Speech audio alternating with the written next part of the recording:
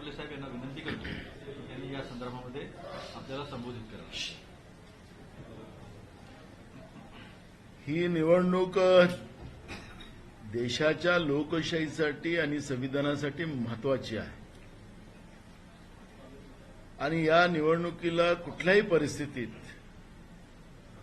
महाराष्ट्रातून केंद्रातल्या सरकारला सत्तेतून बाहेर काढणं ही भूमिका घेऊन काँग्रेस पक्षाने जी काही रणनीती तयार केली, महाविकास आघाडी म्हणून आम्ही रणनीती तयार केली, त्या रणनीतीच्या आधारावर आज आमचे कॅम्पेन समितीचे अध्यक्ष माजी मुख्यमंत्री पृथ्वीराज चव्हाण साहेब, सीएलपी नेते बाळासाहेब थोरात आणि सगळेच ज्या कमिटीचे सन्माननीय मुंगेकर साहेब, सगळे सन्माननीय मंडळी त्याच्यात होती आणि विविध विषयावर जी रणनीती आम्हाला करायची होती त्याबद्दलचं प्रचार कॅम्पेन कसं करायचं त्याच्यावरची चर्चा झाली आणि महाराष्ट्रामध्ये यावेळेस आम्हाला लोकांचा आशीर्वाद मिळेल. जे मुद्दे घेऊन आम्ही लोकांच्या पुढे जातो आहे, आमचे नेते राहुल गांधीजींनी कन्याकुमारी ते काश्मीर, मणिपूर ते मुंबईची यात्रा केली.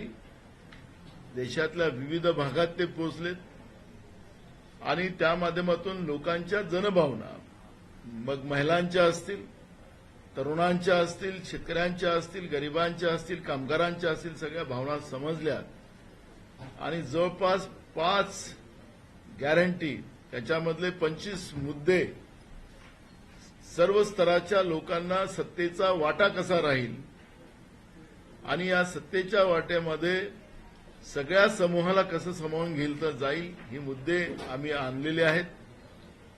ते मुद्दे डोअर टू डोअर लोकांपर्यंत पोहोचवणं आणि त्या माध्यमातून जी काही फेकुगिरी 14 मध्ये झाली, जी जुमलेबाजी 14 आणि 19 मध्ये झाली, या जुमलेबाजांना सत्तेतून बाहेर काढणं आणि लोकशाहीची पाळंमुळं मजबूतीनं पुन्हा उभं करणं हा संकल्प आमचा आहे आणि त्याच पद्धतीचं कॅम्पेन असेल, कमिटी आमची असेल, कोऑर्डिनेशन कमिटी असेल, आमची मीडिया कमिटी असतील, ज्या कमिट्या आमच्या आहेत त्या कमिटीच्या माध्यमातून हा सगळा प्रचार आम्ही करू, अशा पद्धतीची आजची ही मीटिंग झालेली आहे. ज्याप्रमाणे आम्ही आमची जी गॅरंटी आहे, कारण की गॅरंटी शब्द सुद्धा भाजपने आमचा चोरलेला आहे. कर्नाटकमध्ये राहुलजींनी पहिल्यांदा गॅरंटी त्या ठिकाणी दिली. कर्नाटकच्या जनतेने राहुलजींना आशीर्वाद दिला, काँग्रेसला आशीर्वाद दिला, त्या ठिकाणी सत्ता आली आणि पहिल्या 2-3 कॅबिनेटमध्ये पूर्णच्या पूर्ण गॅरंटी आम्ही पूर्ण केल्या. तेलंगणामध्ये तेच झालं, हिमाचलमध्ये तेच आम्ही केलं आणि म्हणून राहुलजींच्या गॅरंटीवर भरोसा आहे. आमचे राष्ट्रीय अध्यक्ष मल्लिकार्जुन खरगे यांच्या गॅरंटीवर विश्वास आहे. हे बोलतात त्याप्रमाणे करतात आणि मग शेतकऱ्यांसाठी त्याला एमएसपीचा कायदा आणून 1.5 पट शेतकऱ्यांच्या शेतीच्या मालाला भाव देण्याचं एक गॅरंटी आम्ही दिलेली आहे. शेतकऱ्यांच्या ट्रॅक्टर असतील, विद्युत पंप असतील, त्याला लागणारं साहित्य असेल, खत असेल, बियाणं असेल, औषधी असतील, त्या सगळ्यावर लावलेली हा जो गब्बरसिंग टॅक्स आहे, ज्याला जीएसटी म्हणतो, ते सगळे जीएसटी मुक्त शेतकऱ्यांना वस्तू मिळेल अशा पद्धतीची व्यवस्था त्या ठिकाणी केलेली आहे.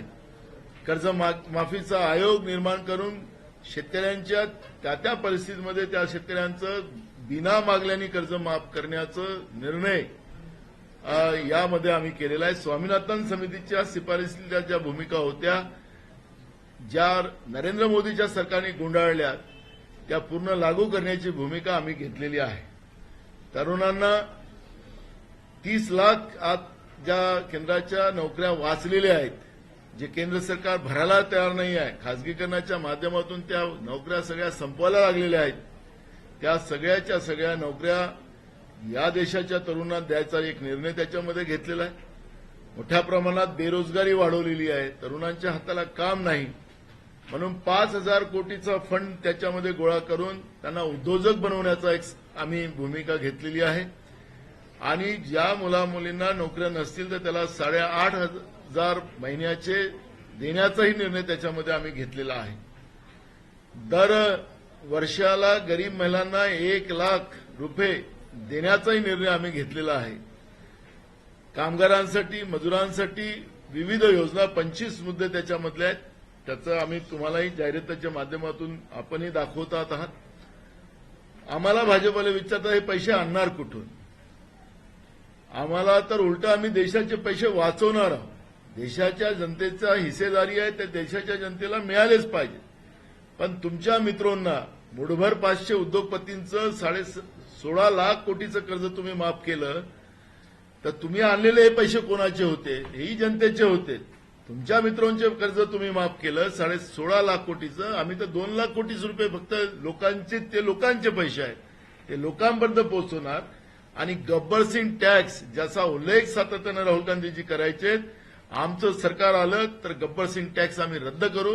जीएसटीचं जे काय आज माध्यमातून व्यापाऱ्यांना, लहान व्यापाऱ्यांना जे लुटलं जात आहे, गरिबांना लुटलं जात आहे, मध्यमवर्गीयांना लुटलं जात आहे, शेतकऱ्यांना लुटलं जात आहे, हा गब्बर सिंग जीएसटी आम्ही रद्द करू, ही भूमिका राहुल गांधीजींनी, मल्लिकार्जुन खरगे साहेबांनी मांडलेली आहे. त्याच्यामुळे जनतेचा विश्वास हा इंडिया अलायन्सच्या बाजूने उभा झालेला आहे आणि त्या पद्धतीचं वातावरण सुरू झालेलं आहे. महाराष्ट्रामध्ये पहिल्या टप्प्यातल्या ज्या निवडणुका आहेत त्याच्यामध्ये 5 ठिकाणी या निवडणुका सुरू आहेत, प्रचार सुरू झालेला आहे. चंद्रपूर, गडचिरोली, भंडारा, गोंदिया, नागपूर, रामटेक अशा 5ही जागी इंडिया आघाडीचे 5ही उमेदवार जिंकतील अशा पद्धतीचं चित्र आज विदर्भामध्ये झालेलं आहे. पहिल्याच टप्प्यामध्ये ही सुरुवात झालेली आहे. दुसऱ्या टप्प्याच्याही निवडणुकामध्ये त्याच पद्धतीचं वातावरण आहे. लोकांनी निवडणूक हातात घेतलेली आहे.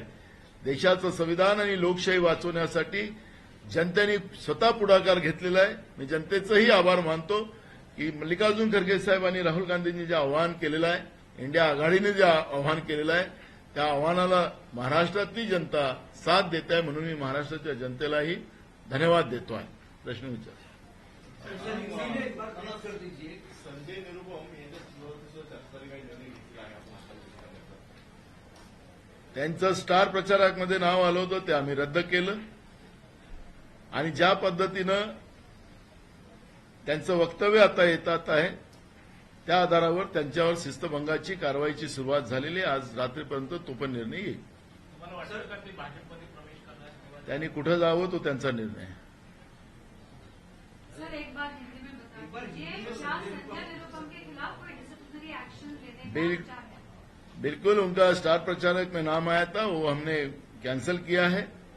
और जिस तरह से उनके वक्तव्य आ रहे हैं वो किसी की सुपारी लिए जैसे वक्तव्य कर रहे हैं और इसलिए उनके ऊपर शिस्त भंग की कार्रवाई की जाएंगी.